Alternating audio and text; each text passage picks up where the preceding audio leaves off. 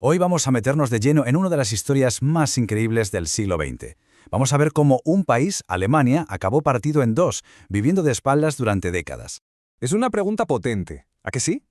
Suena a ciencia ficción, como de una película. Pero, a veces, la realidad es mucho más sorprendente. Pues sí, durante casi 30 años, un muro no solo partió por la mitad una ciudad, sino que se convirtió en el símbolo de la división de todo un país, y si me apuras, del mundo entero. Vale, ¿y cómo se llegó a esta situación tan extrema? Pues para entenderlo, tenemos que viajar un poco atrás en el tiempo, justo al final de la Segunda Guerra Mundial. Mirad, cuando la guerra terminó, los países que ganaron, Estados Unidos, el Reino Unido, Francia y la Unión Soviética, se repartieron Alemania para administrarla. El problema es que no se ponían de acuerdo en absolutamente nada sobre el futuro. Por un lado, los occidentales querían una democracia capitalista. Por el otro, la Unión Soviética quería imponer un sistema comunista, con el Estado controlándolo todo. Vamos, que eran como el agua y el aceite. Así que al final lo que iba a ser temporal se hizo permanente. En 1949 nacieron oficialmente dos Alemanias. En el oeste, la República Federal de Alemania, la RFA, que era democrática y capitalista, aliada de Occidente. Y en el este, la República Democrática Alemana, la RDA, un Estado socialista bajo el control de Moscú. Dos países, dos sistemas, dos mundos, en el mismo lugar. Claro, esto nos lleva a pensar cómo era la vida en el día a día en estas dos Alemanias. Porque, a ver, compartían el mismo idioma, la misma historia, pero vivir en un lado o en otro era como estar en planetas distintos. El choque económico era brutal. En el oeste, con su economía de mercado, se produjo lo que se llamó el milagro económico. Las tiendas estaban a rebosar de productos, había de todo. Mientras tanto, en el este, con su economía planificada por el Estado, la cosa era muy distinta. Sí, los precios de lo básico eran muy bajos, pero había una escasez tremenda de casi todo. Para hacerse una idea, la gente esperaba años y años en una lista para poder comprarse un coche. Quien vivía en el oeste tenía un montón de libertades que hoy damos por sentadas. Podía decir lo que pensaba sin miedo, leer la prensa que quisiera, viajar a donde le diera la gana. Escuchaba la música que triunfaba en todo el mundo, veía películas de Hollywood y podía elegir a qué dedicarse. Había un mundo de posibilidades. En el este, la cosa era muy diferente. El Estado daba seguridad, se tenía un trabajo garantizado de por vida y una vivienda muy barata. Eso está claro. Pero, ¿cuál era el precio? Pues la libertad. Los periódicos y la tele solo contaban la versión del gobierno, solo se podía viajar a otros países del bloque socialista y, lo más importante, el Estado vigilaba constantemente, siempre. Claro, con esta falta de libertad, ¿qué pasó? Pues que muchísima gente del este empezó a huir hacia el oeste, sobre todo a través de Berlín, que era el punto más fácil. La fuga de cerebros y de trabajadores era masiva. Y la respuesta del gobierno de la RDA fue drástica y levantó el que sería el símbolo más infame de la Guerra Fría. Es que, si se piensa, parece una locura. ¿Cómo se puede encerrar a media ciudad así, de un día para otro? Pues es justo lo que pasó en Berlín. En una sola noche, la de agosto de 1961, el gobierno de Alemania Oriental selló la frontera.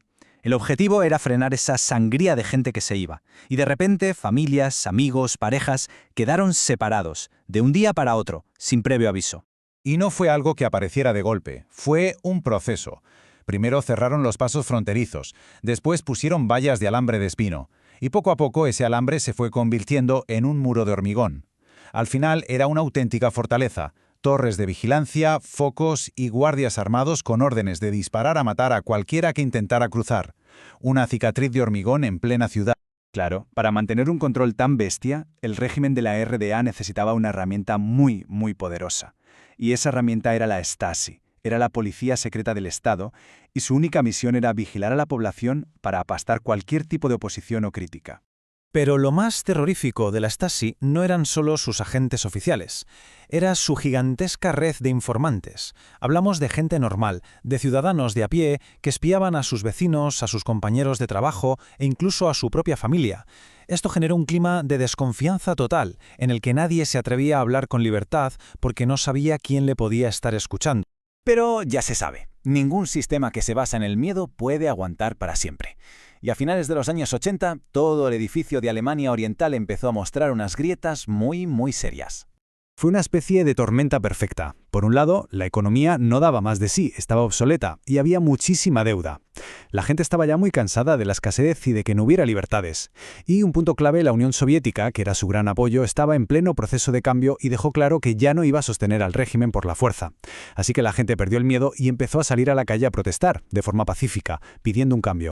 Y entonces llegó esta fecha, un día que nadie esperaba y que iba a cambiar la historia de Europa para siempre. Y lo más alucinante de todo es que la chispa que lo prendió todo fue un error, una confusión. En una rueda de prensa, un político de la RDA, que no se había enterado bien de las nuevas normas, anunció por sorpresa que se levantaban las restricciones para viajar y dijo que la medida entraba en vigor de forma inmediata. Miles de personas oyeron eso y se fueron directas al muro. Los guardias no tenían órdenes, no sabían qué hacer, y ante la avalancha de gente acabaron abriendo las barreras. La caída del muro fue, lógicamente, el principio del fin. A partir de ese momento, todo se aceleró a una velocidad de vértigo hacia algo que muchos ya creían imposible, la reunificación del país. El proceso fue rapidísimo, de verdad. En menos de un año, lo que habían sido dos países separados durante 40 años se convirtieron en uno. En julio, unificaron la moneda. En septiembre, las potencias aliadas de la Segunda Guerra Mundial renunciaron a sus derechos sobre Alemania. Y finalmente, el 3 de octubre de 1990, se celebró el Día de la Unidad Alemana. La RDA dejaba de existir y se integraba en la República Federal. A todo este proceso se le llama la reunificación. Y ojo, es importante entender una cosa, no fue una fusión de dos países en igualdad de condiciones. En la práctica, la República Democrática Alemana, la del Este, fue absorbida por la República Federal, la del Oeste. Adoptó su sistema político, su economía y sus leyes. Y esto nos deja con una última reflexión, que es muy potente. La unión política sobre el papel fue muy rápida, sí. Pero, ¿cómo se une de verdad a dos sociedades que han vivido de forma totalmente diferente durante casi medio siglo? Con mentalidades, economías y recuerdos distintos. Es un reto enorme que, de hecho, sigue muy presente hoy en Alemania, más de 30 años después, porque al final, derribar un muro de hormigón es mucho más fácil que derribar los muros que se construyen en la mente de la gente.